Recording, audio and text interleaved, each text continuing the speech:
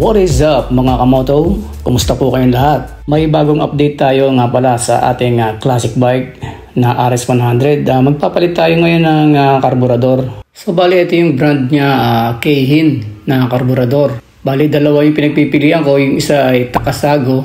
So parang 100 lang ang diferensya. So ito na lang muna ang pinili natin. Try natin kung maganda.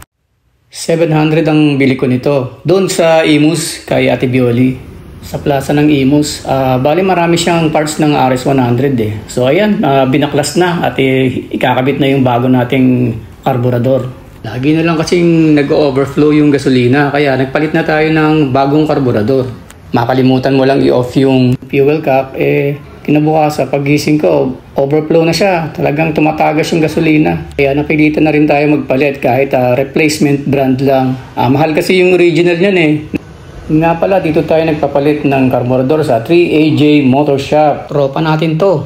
Dito sa Along Highway, Dulumbayan, Bacoor, Cavite. Bali, ang presyo nga pala ng original na karburador ng RS100 ay nasa 3,000 pataas. So ayan, medyo tinutune up niya na. Naikabit na. Malalaman natin ang performance nitong bago nating karburador. Update ko na lang kayo next video. Peace out!